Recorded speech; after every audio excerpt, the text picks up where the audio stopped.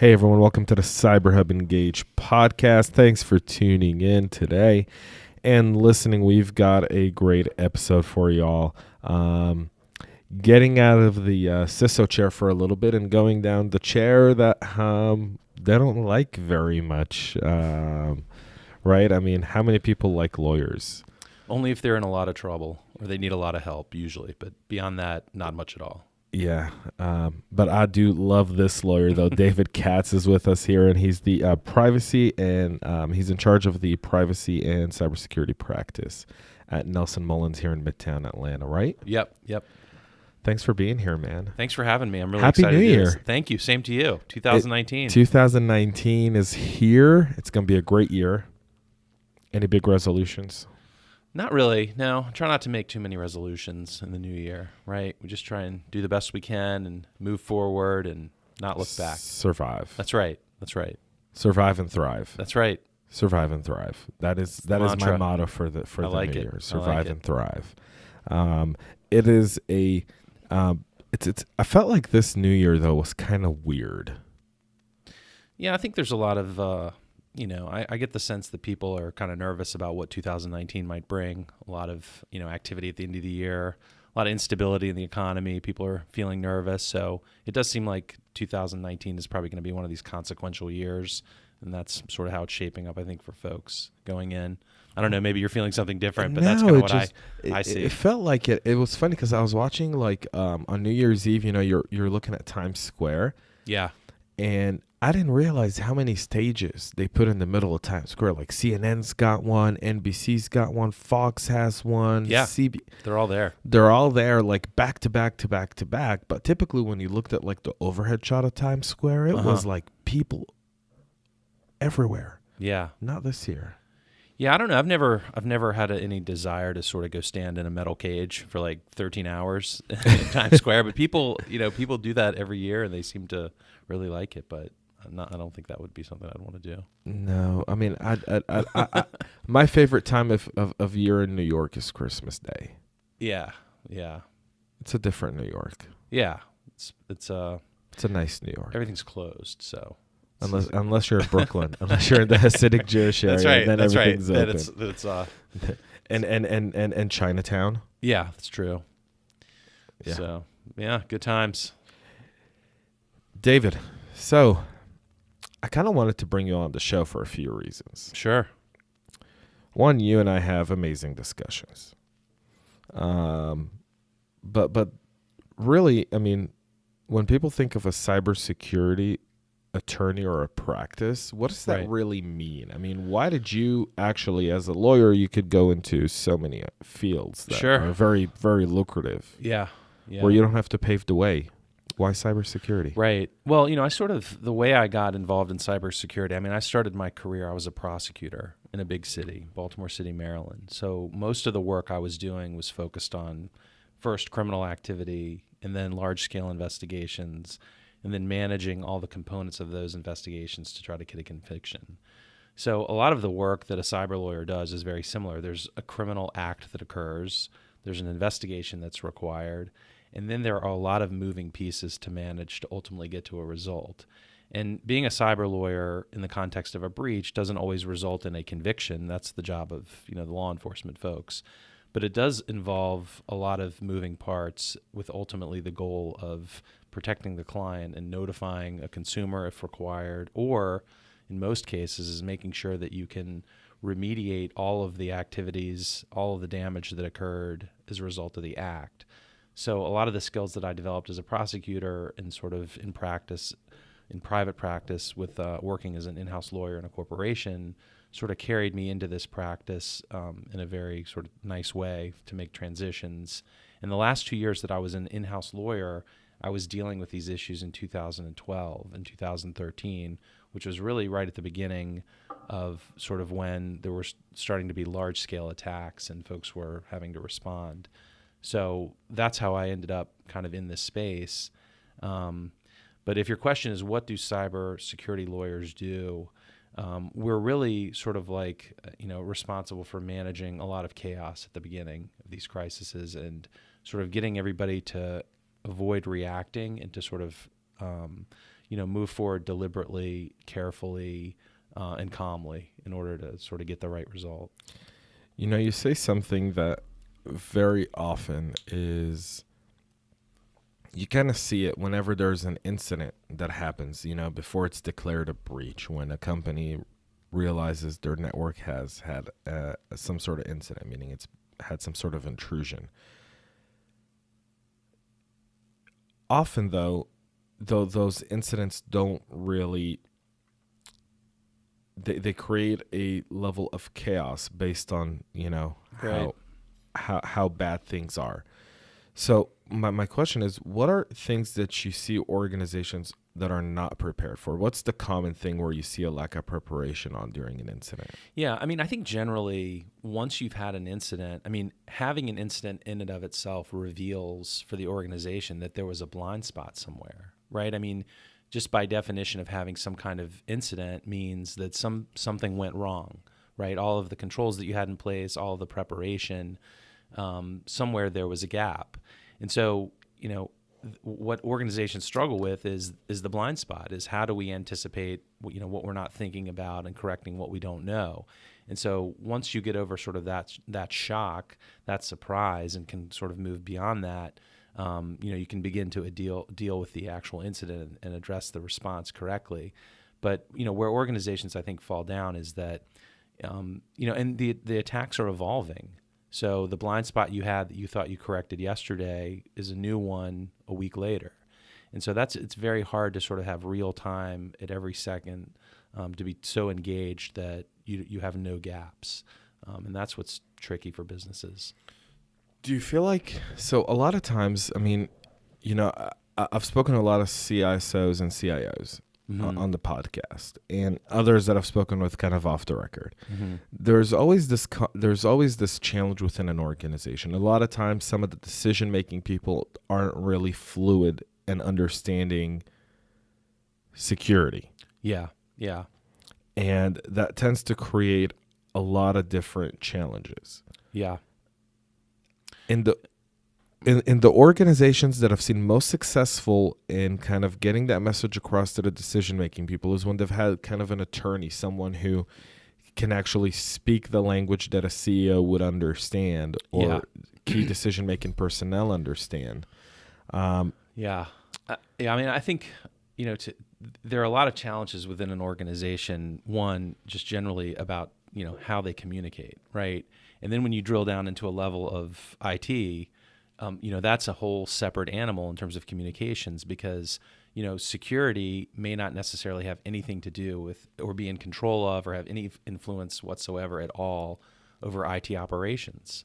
IT operations is going to make decisions about how, to keep the lights running, keep everything moving orderly, and then security is going to say, well, here are the reasons why you should or shouldn't do this, or here's the risk. And in some organizations where those functions are broken out, the real risk is that they're not communicating.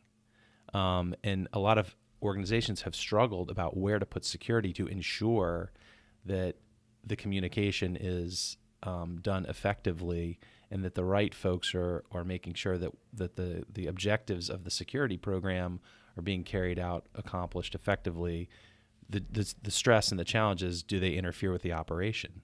And who ultimately makes the decision about who wins those discussions and those fights in some cases? Do you feel like organizations, do you feel like decision makers within an organization are often wanting to turn a blind eye to security? I don't know if it's so much, wanting to turn a blind eye. I think in some organizations it doesn't get prioritized. It's a risk, right? And the way that organizations think about risk is they prioritize it based on how much they think it impacts their ability to be successful or be, to have revenue come in. So, I think organizations don't necessarily have prioritized it in a way that would make it the first thing people are thinking about. And so if you're not willing to do that, then you're accepting a certain amount of risk. You're gambling.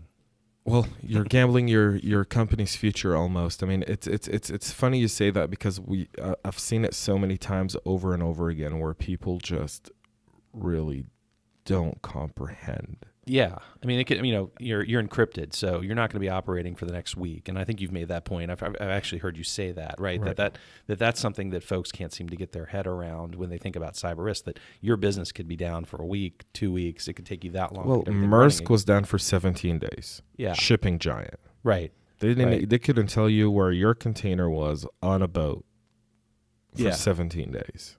Yeah. Yeah. And So in some cases, it took much longer.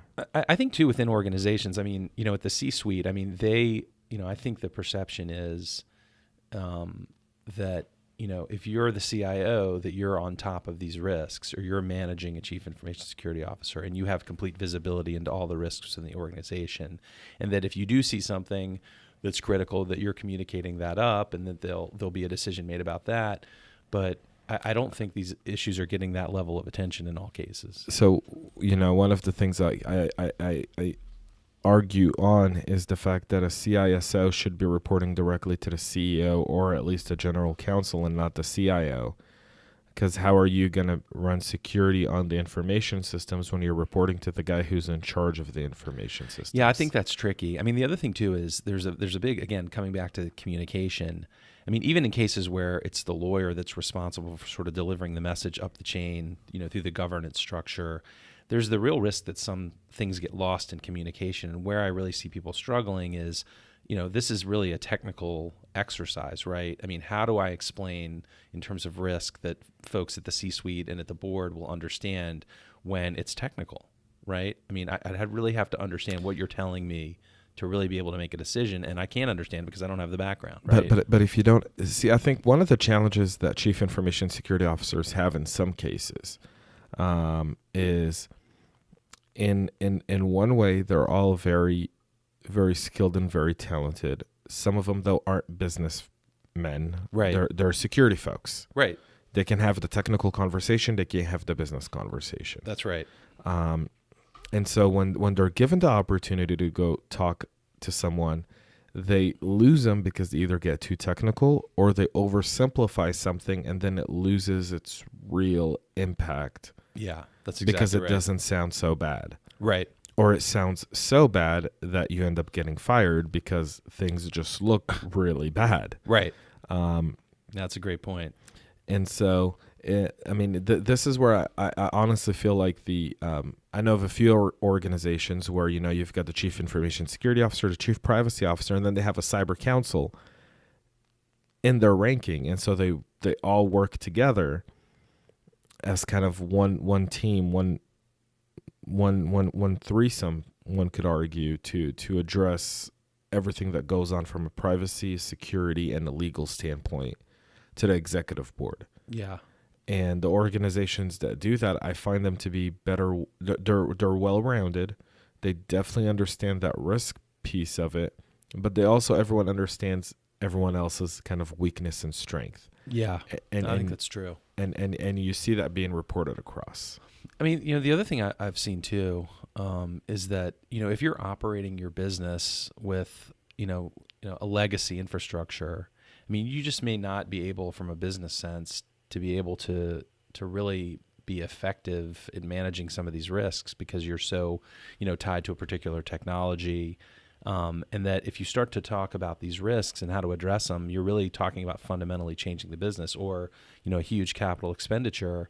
And so some folks just, when it comes to, trying to make those decisions, they end up sort of stuck about what's possible, what they can even do. And that's similar in small businesses too, right?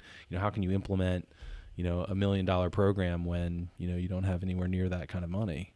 So, well, it's I think it's a matter of, now you're seeing that cloud has really taken over. And I think as people start to kind of build that transition from legacy systems to cloud, that'll give a bit better security, but you still have to secure the cloud because, I love the conversations of, oh, it's on the cloud, it's secure. Yeah.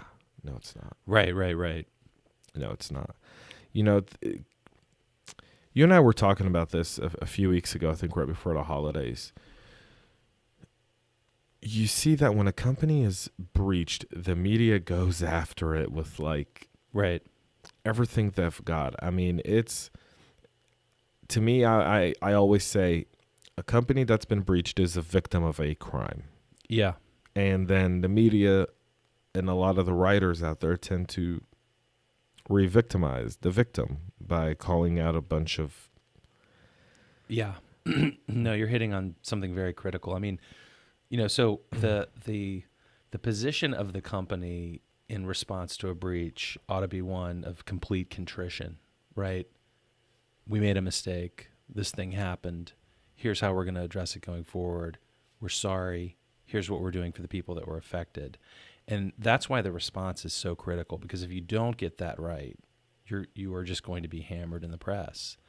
And even though you may be a victim of a crime, in today's sort of media environment, everybody wants to hold somebody accountable, and they want to hold them accountable in the worst possible way, right? Unforgiven, this is the worst thing that's ever happened.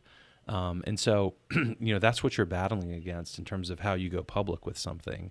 And it really has to be done well, or you're going to open yourself up to criticism. And you have to be transparent. You have to get all the facts out quickly, and you have to manage that media response. I think, dealing with the media is a little bit different than dealing with your customer, because I think customers are willing to understand, look, they understand that this happens, right? But they can't be victimized twice, right? They were victimized by the initial attack, but if your response is bad, they're not going to forgive you for the second time. They've sort of been, treated badly. And so that's why that response is so critical. They have to feel like, what, I understood that this happened, but, the company's really treating me right. Well, you touch on a very good point, is your customers and your internal employees, right? Both of which need to be the employees need to be put into a place where they understand that the company is going through something. Everything's going to be okay. Yeah. Yeah. I mean, I think too, if I were an employee in a company, I really think, this is, we use the term cyber war, but it is a war, and everybody has a role and a responsibility to play in a war, to be prepared, to be aware, to be able to react. And so the employees, they're really frontline soldiers in what is, at any moment could be an attack, and they have to be, trained that way and oriented that way. And just the general public does too. These are nation state actors. We're vulnerable, and folks have to start kind of thinking that way. Yeah, you see that more often. To me, the Marriott breach was a prime example of a conglomerate multinational organization that has so many different aspects to it, from its own hotels to franchise to, leased names, I guess. I saw their business model. I never understood the Marriott Starwood, right? The Marriott and Starwood business model, because it never really interested. I was never really interested in the hotel business, but they're a multinational organization that has multiple CISOs, not just one. They've got CISOs in the EU, in Asia, in the Middle East, in Africa, and everywhere. Right. And they've got a global CISO, and they've got under him, even they've got a CISO for the US, and they've got one for Canada and South America and so forth. So this isn't an organization that by any means went through, I want to say, didn't address security. Right. They've addressed security. Right. They've only never really properly audited security. Yeah. No, that audit component, that's another area where I think folks can get bogged down, because, they get a series of reports and it says, hey, you need to correct this. And then, the next cycle comes up and it hasn't been done, or it's mitigated in some way. So that's a process where, if there's not real accountability, someone holding people really accountable to say, hey, did you fix this? Show me where. And that's audit's function. But a lot of times they only really have the ability to write their report and send it up to management. And, beyond that, it's really up to the responsibility of the business to say, hey, this really has to be done. We're not kidding. We've been through 3/4 of this. We've seen it in the report. Fix it. Do you feel like more after Marriott, are you seeing more M&As now kind of take cyber auditing as part of the due diligence process more seriously? It comes up, but it's not something in my experience that's going to turn a deal upside down. There's always the potential of that, but I think folks are starting to factor in more. Because, the reps and warranties, you can get reps and warranties insurance, but a lot of times you have to check very carefully to make sure that the coverage for those reps and warranties violations doesn't exclude cyber. And if it does, you may need to negotiate within the deal, like an escrow, to cover the risk of loss if there's something that happens after the deal's closed. So that's something we're constantly talking about to corporate clients and in the context of deals. But again, I think it's one of these things that, most of the folks that are out there that haven't had a cyber incident, it's just not on their radar, right? Right. It's like, hey, we're good. We have that covered. This person's in charge of that. We do this. Anytime you want to talk to somebody about cyber, they'll start telling you about all the things they do, right? They'll just run you through the list of all the ways that they've got that covered, right? Until it happens, and then everything sort of starts over. So I think people are still sort of in that mindset. Their focus might be other places in the deal, but the ones that are buying, the ones that whose business is focused on data, absolutely. If it's tangential to the deal, then maybe not as much. But everything's data, so it should be part of every. I almost feel like the big data companies, eventually their CEO is going to end up being someone who was a CISO. Because I feel like if your business is data and its security is of vital importance, you'd rather hire a bunch of businessmen and then have the guy who leads your business securing your business.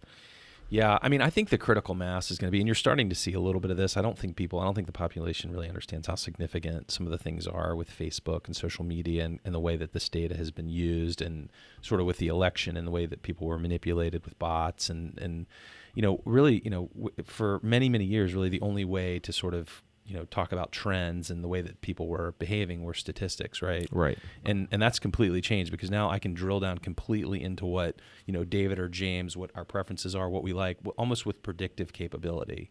And so, where that winds up is you can very easily, if you're, let's say you're in kindergarten, right, and you have trouble sitting still, you're not a great reader, that becomes part of your history that's really going to be unchangeable. Statistically, maybe you could blend into a population, or you could say, hey, the statistics show that over a period of time, my attention level is going to be better, I'll be attending better.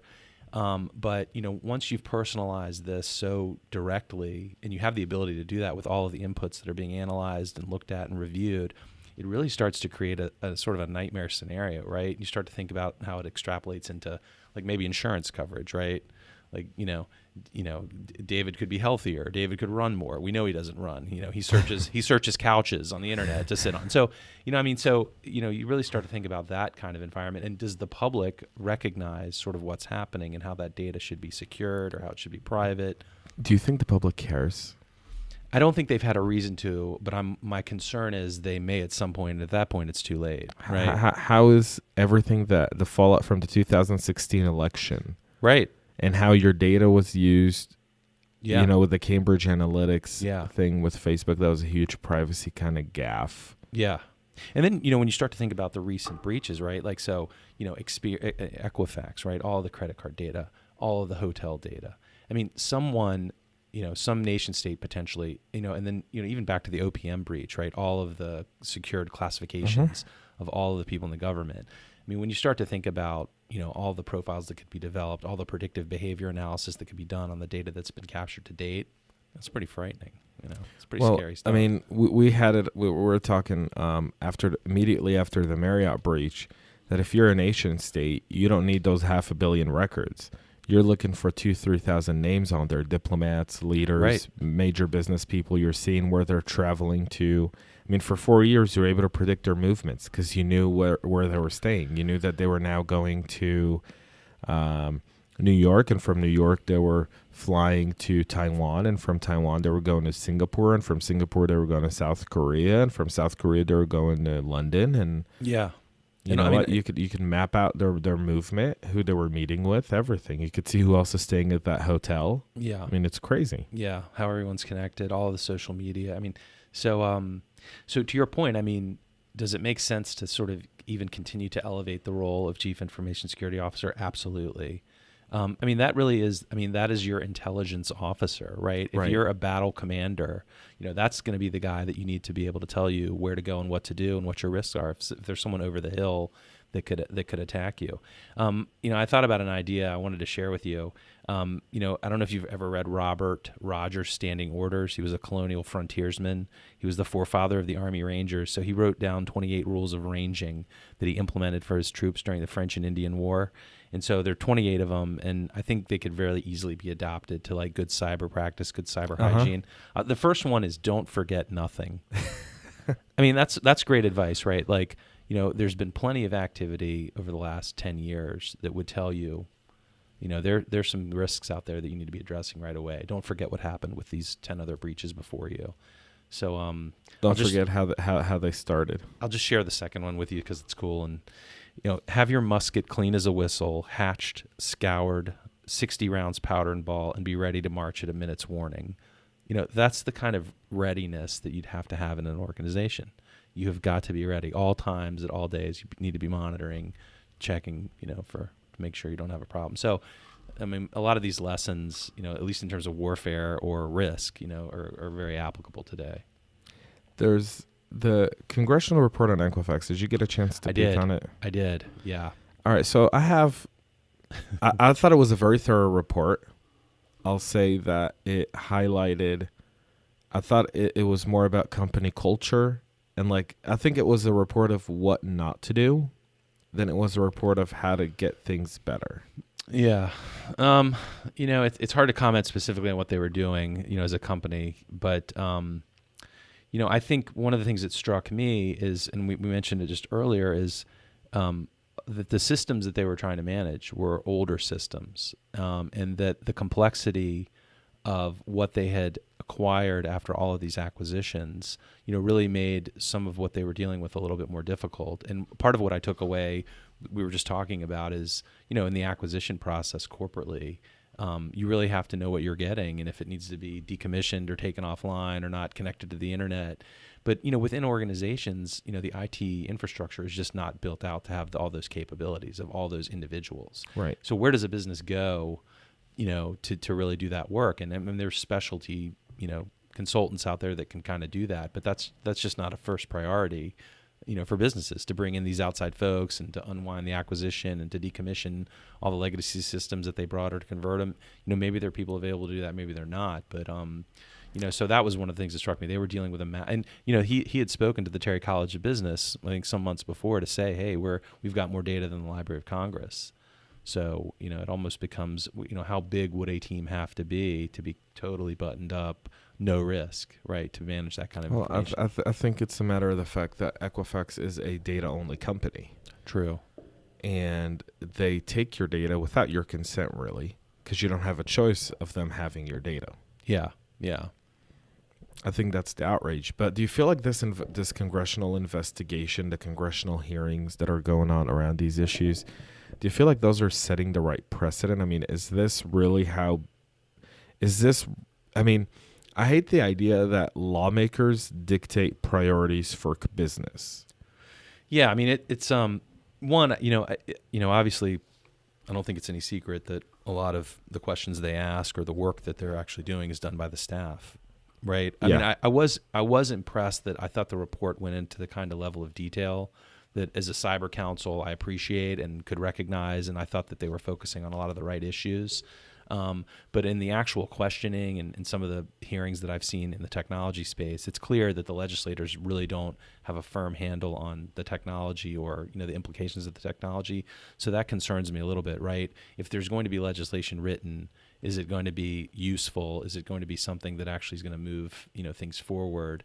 But generally, I don't think legislatures do a very good job on sort of helping businesses or in the technology space.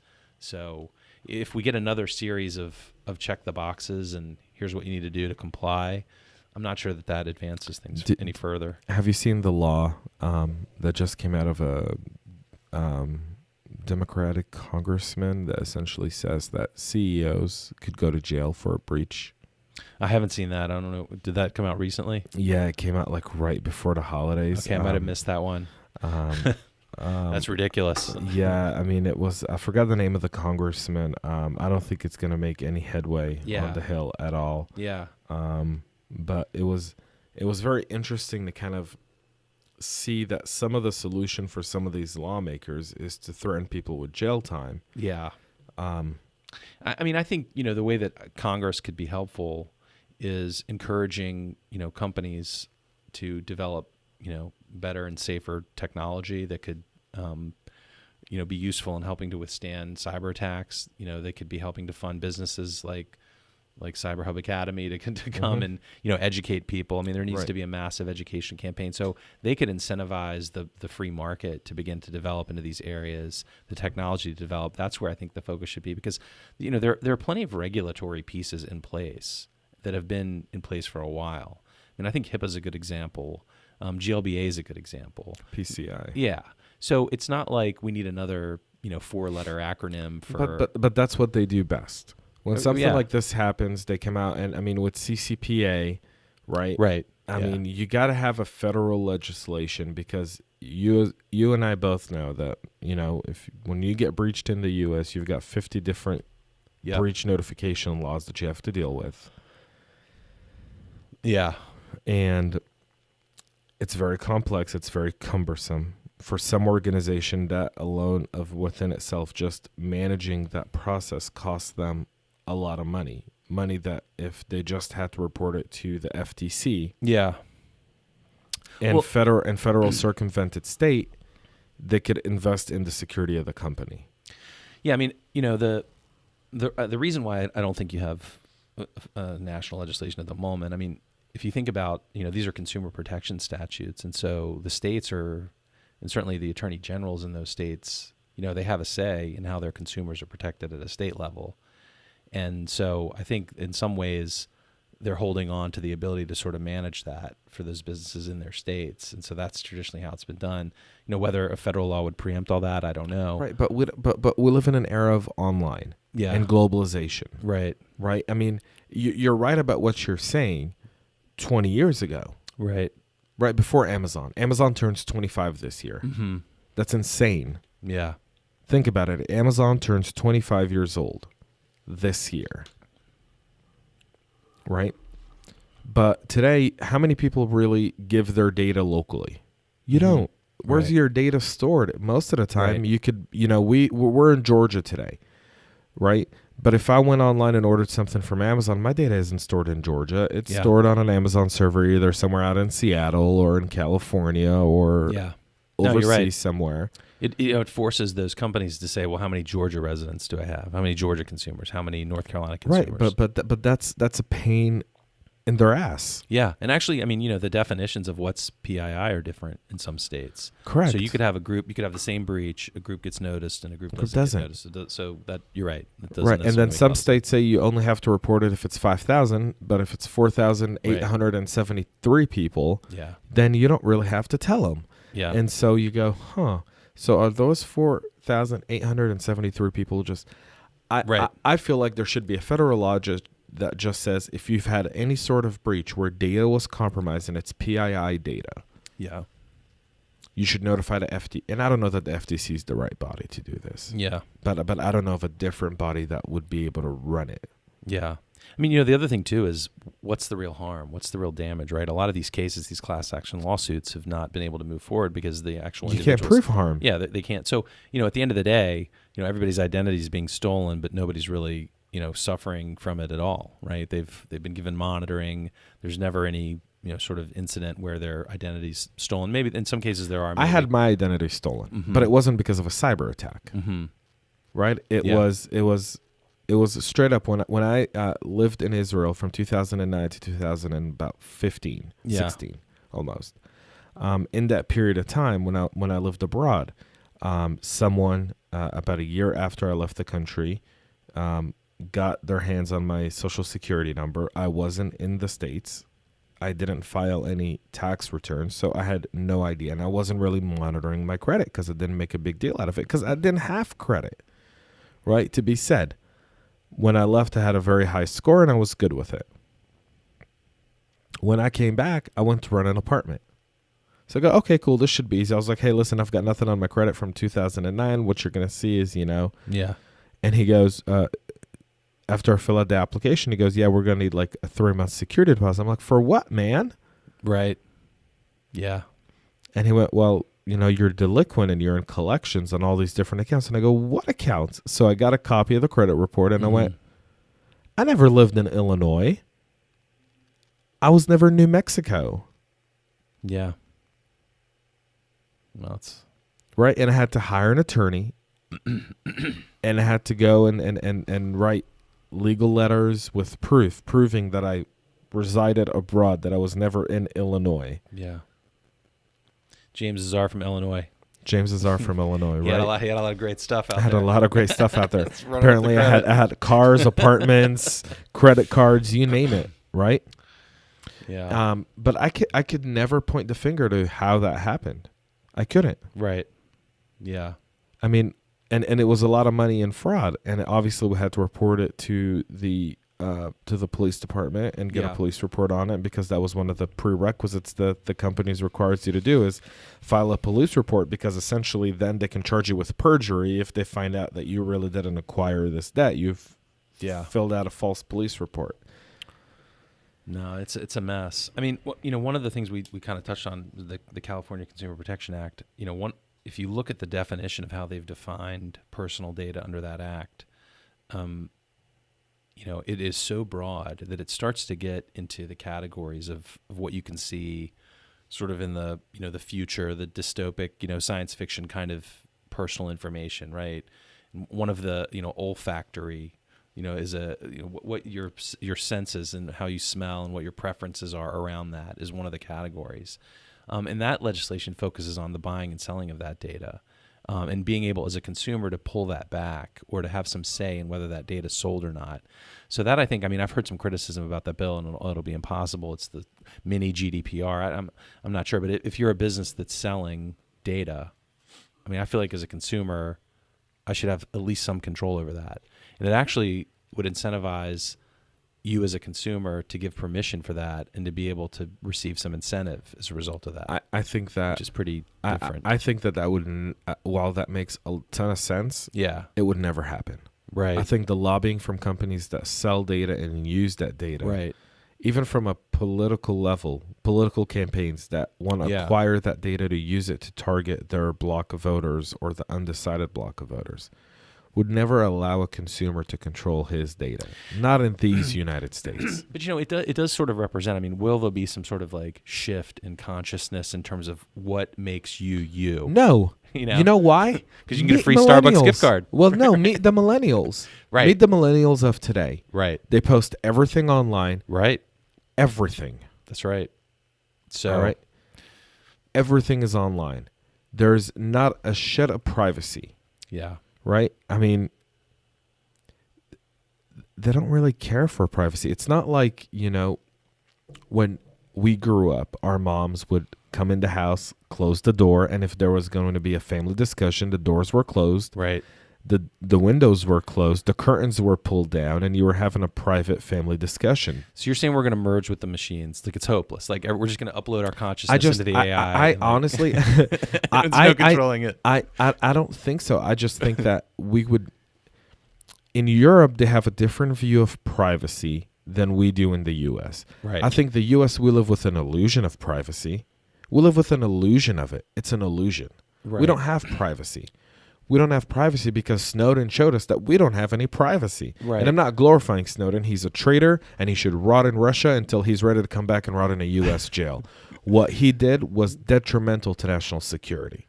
But what it also proved is that we, as Americans, don't have any privacy. It came immediately after 9/11 with the 9/11 Act, right? Which allowed pretty much under the guise of national security, allowed anyone to listen to you, FISA courts, right? Yeah, yeah. But NSA programs, we don't have privacy.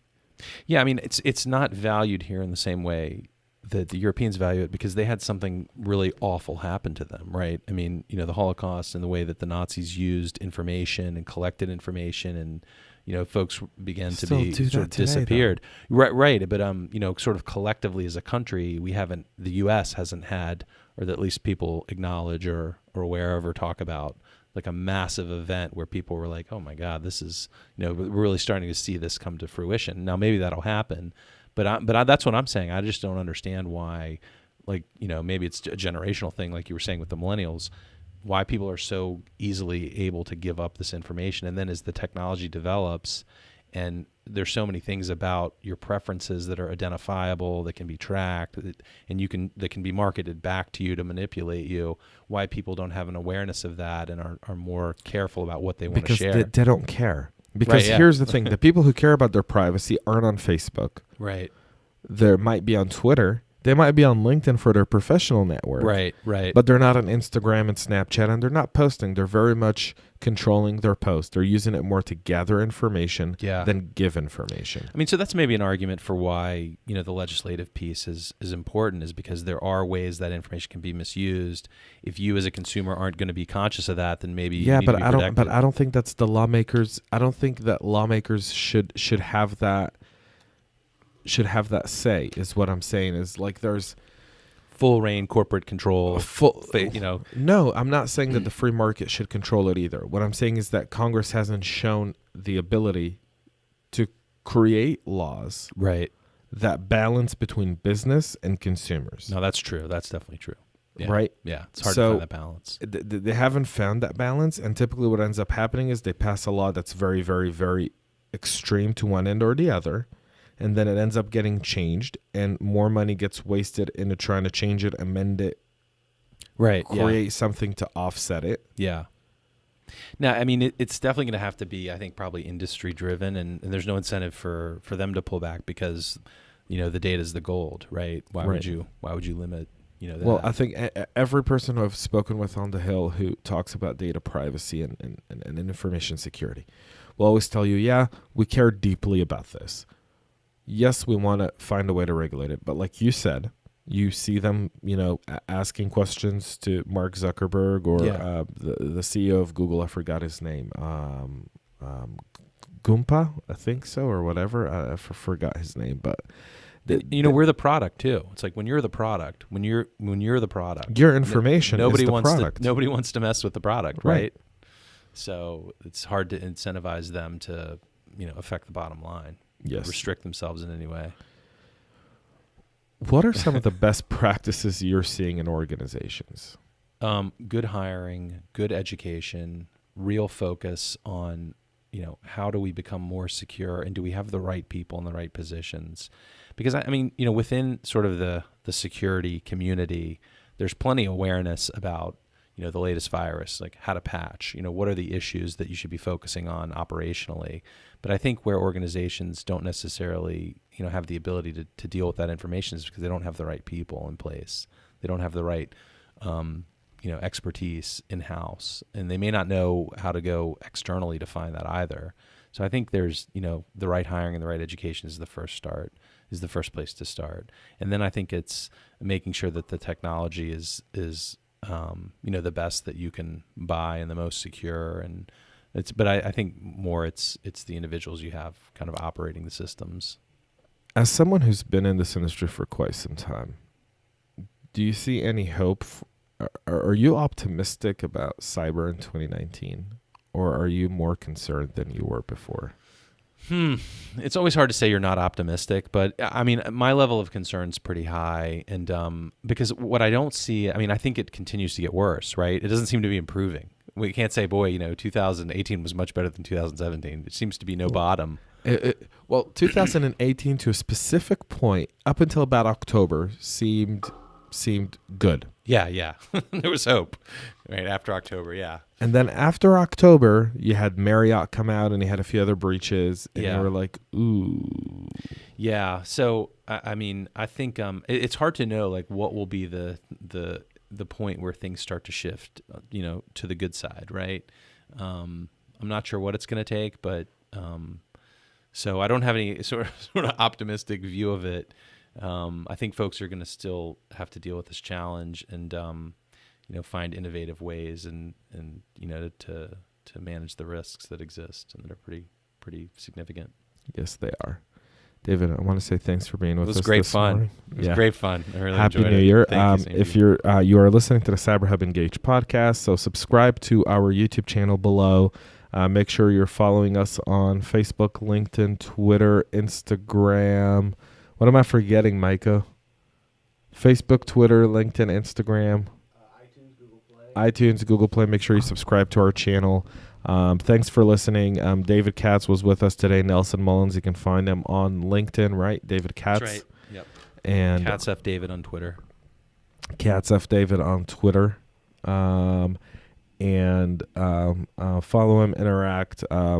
Like I always say, our guests are here, but they're thought leaders in what they do, and so I'm sure they'd appreciate it. I think, David, probably one of the more, if not the most prominent name for cybersecurity and privacy legal practice in Atlanta.